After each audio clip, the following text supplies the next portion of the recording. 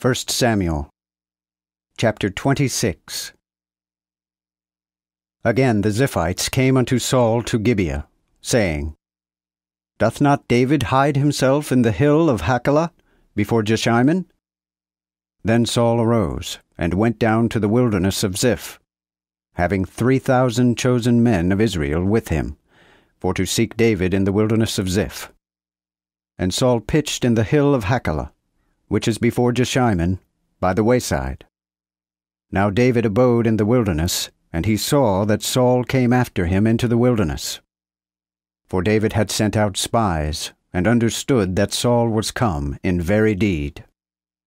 Then David arose, and came to the place where Saul had pitched. And when David beheld the place where Saul lay, and Abner the son of Ner, which was his chief captain, for Saul lay in the fort, and the people pitched round about him. Then spake David, and said to Ahimelech the Hittite, and to Abishai, the son of Zeruiah, brother to Joab, saying, Who will go down with me to Saul to the host? Then Abishai said, I will go down with thee.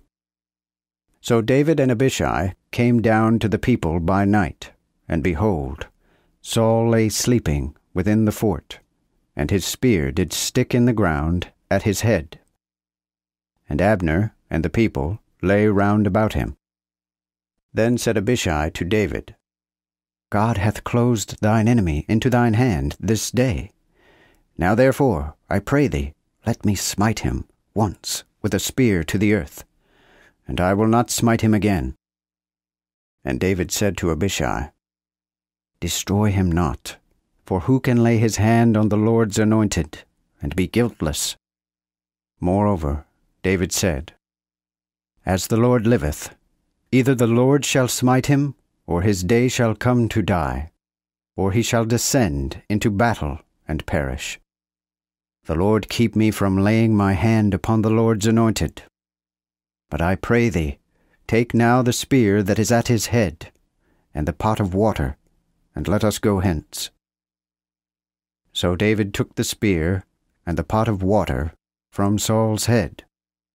And they got them away, and no man saw it, nor marked it, neither did any awake, but they were all asleep. For the Lord had sent a dead sleep upon them. Then David went unto the other side, and stood on the top of an hill afar off, a great space being between them. And David cried to the people, and to Abner, the son of Ner, saying, Hearest thou not, Abner? Then Abner answered, and said, Who art thou that criest to the king? And David said to Abner, Art not thou a man?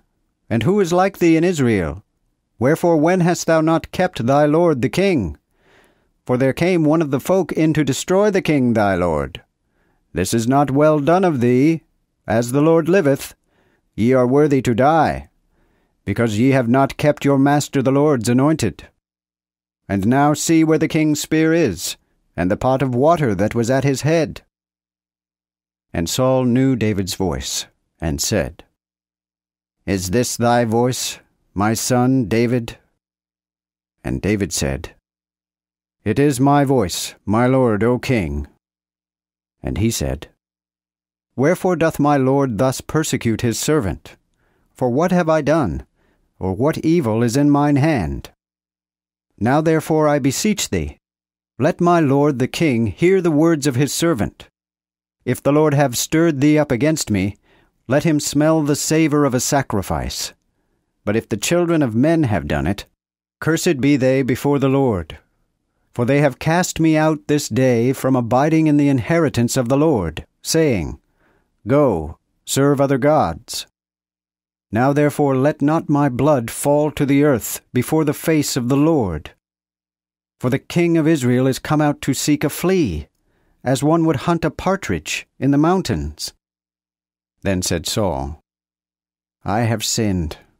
Come again, my son David, for I will do thee no more harm, because my soul was precious in thine eyes this day.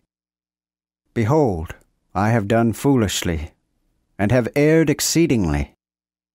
Then David answered and said, Behold, the king's spear. Let one of the young men come over and fet it. And let the Lord reward every man according to his righteousness and faithfulness. For the Lord had delivered thee into mine hands this day, but I would not lay mine hand upon the Lord's anointed. And behold, like as thy life was much set by this day in mine eyes, so let my life be set by in the eyes of the Lord, that he may deliver me out of all tribulation. Then said Saul to David, Blessed art thou, my son David, for thou shalt do great things, and also prevail. So David went his way, and Saul returned to his place.